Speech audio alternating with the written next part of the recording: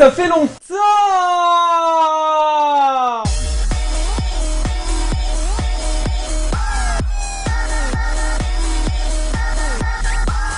Allez, on s'est arrêté à 13 Reasons Why, et ben on continue avec la suite. C'est parti.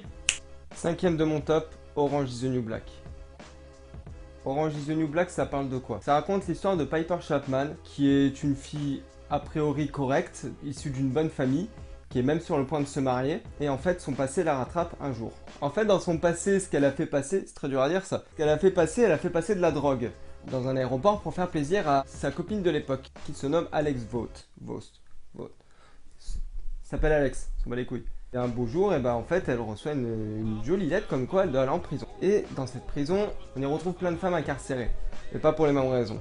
Ces raisons, on va les savoir plus tard. Alors moi, ce que j'ai bien aimé dans cette série, c'est qu'à la base, Piper, c'est une fille moderne. Elle aime bien tout ce qui est high-tech. Voilà, c'est une femme d'aujourd'hui. Et t'as ce contraste avec la prison où au début, tu sens vraiment qu'elle a du mal à s'y faire. C'est ça qui m'a vraiment plu dans cette série. C'est vraiment ce contraste qu'il y a entre le glamour et le non-glamour.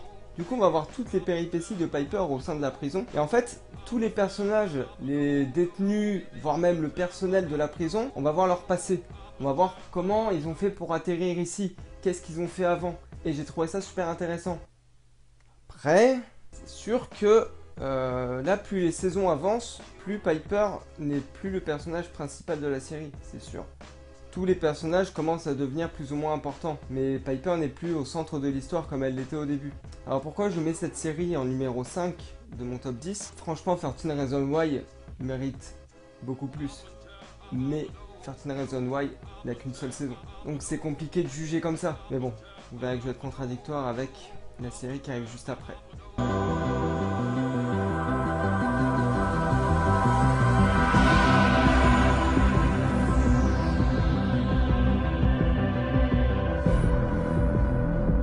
Cette série... Ah, elle a atteint un niveau, mon pote, mais un niveau, tu ne peux pas t'imaginer. Stranger Things, comme j'aime le dire, c'est un mélange entre les Goonies et Alien. C'est un mélange chelou, dit comme ça, mais très logique. En tout, dans la série, vous avez 5 gosses. Il y en a un qui disparaît, il y en a une qui apparaît. Merci, au revoir.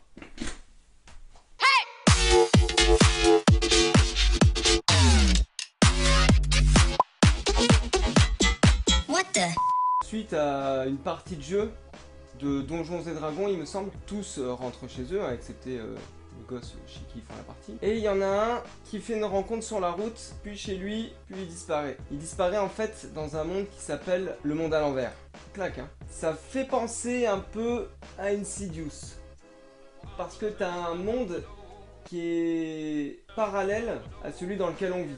C'est le même, mais en plus sombre, en plus dark. Pourquoi j'aime cette série? Les enfants jouent bien, la mère joue bien, les musiques sont bien, les décors sont bien, l'intrigue est bien. Que demander de plus? Allez, on rentre dans le top 3 dès maintenant. Troisième de mon top, Game of Thrones. Alors, qu'est-ce qui fait que ça soit Game of Thrones troisième et non deuxième? Le nombre de personnages. J'ai du mal à me rappeler du nom des personnages. C'est un point que Golden Moustache a relevé dans une de leurs vidéos. Et moi je peux pas, c'est trop compliqué. Je peux pas suivre. Ça en reste pas mal une série de ouf. Avec des morts de ouf, des batailles de ouf, des décors de ouf. C'est tourné en Islande, en Irlande, c'est tourné en Irlande.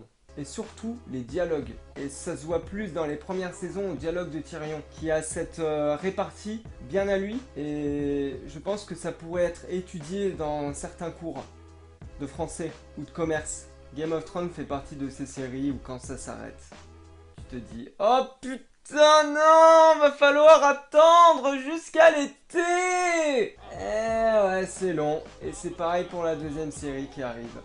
Deuxième de mon top, The Walking Dead. Est-ce que j'ai besoin de présenter Walking Dead?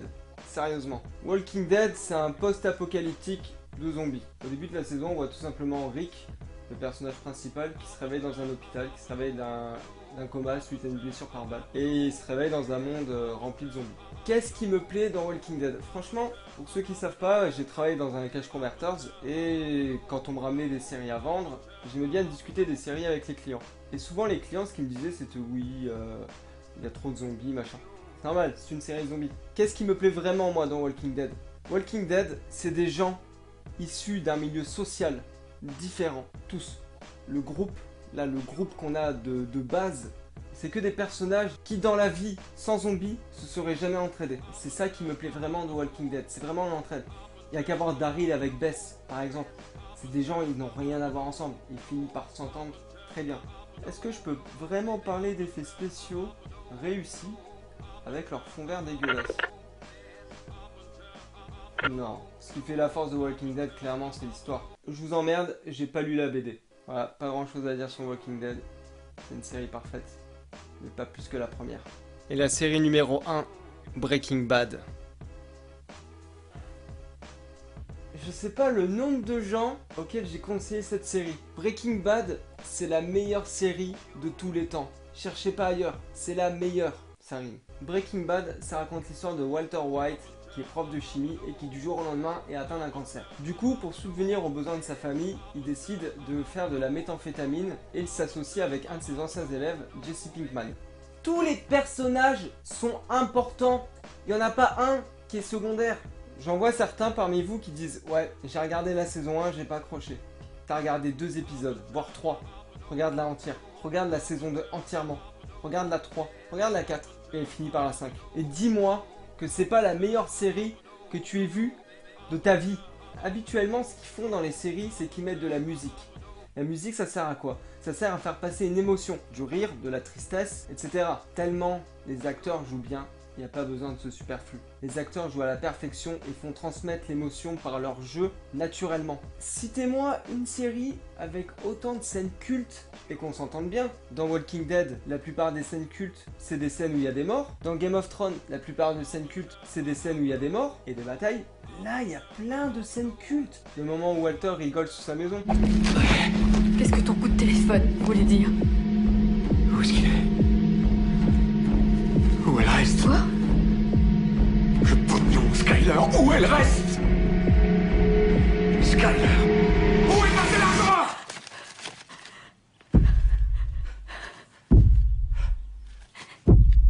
Je l'ai donné à Ted.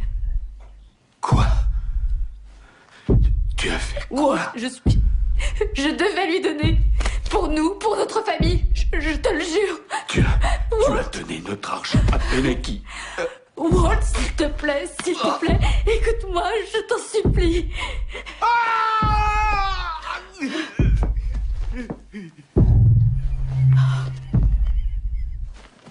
Walt?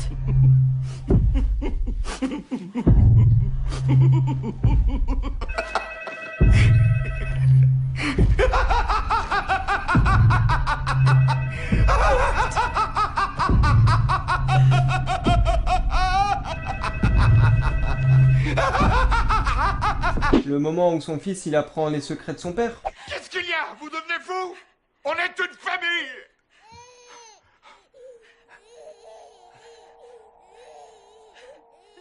On est une famille. Qu'est-ce que tu fais? Qu'est-ce que tu fais? Oui, faites venir la police. Mon père, il a menacé ma mère avec un couteau. Il l'a agressé. Il est dangereux et je crois qu'il a tué quelqu'un. Oui.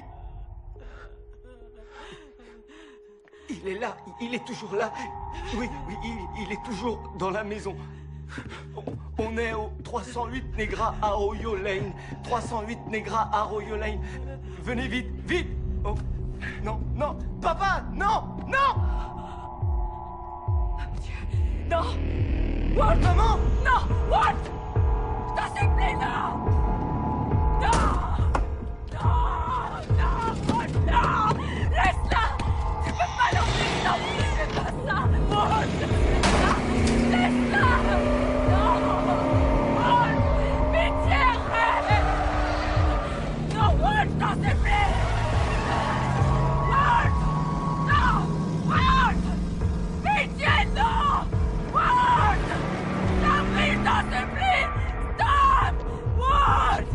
Peut-être que maintenant tu vas m'écouter, peut-être que tu vas commencer à te servir de ta tête.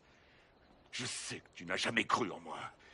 Tu n'as jamais eu aucune reconnaissance pour ce que j'ai fait pour notre famille. Oh non, Walt, oh, tu dois arrêter. arrêter tout ça. C'est immoral, c'est illégal. Quelqu'un pourrait nous faire du mal. Tu passes ton temps à geindre et à te plaindre de ma manière de gagner mon argent. Tu prends plaisir à me rabaisser pendant que je m'occupe de tout. Et tu as eu le culot de dire à mon fils quelle était la nature de mes activités alors que je t'avais dit et répété de fermer ta putain de gueule. Tu n'es qu'une espèce de petite conne. Comment as-tu osé? Breaking Bad est l'une des rares séries à s'être arrêtée au bon moment. Elle n'a pas voulu faire du surplus de saisons pour rien. Ils se sont arrêtés quand il fallait. C'est vraiment rare de nos jours. Pour moi, Breaking Bad restera dans mon top 1 assez longtemps, mais vraiment très très longtemps. Tellement les acteurs jouent bien, tellement le scénario est peaufiné et il est nickel. Y a rien à dire. Moi perso, y a pas une saison à laquelle j'ai pas accroché. Bon les amis, c'est déjà la fin de ce top 10, j'espère que ça t'a plu. N'hésite pas à t'abonner à la chaîne et à lâcher un pouce en l'air. Fais-moi savoir dans les commentaires quelle est ta série préférée et pourquoi. Et puis moi je te dis salut. Au fait, moi c'est Steven.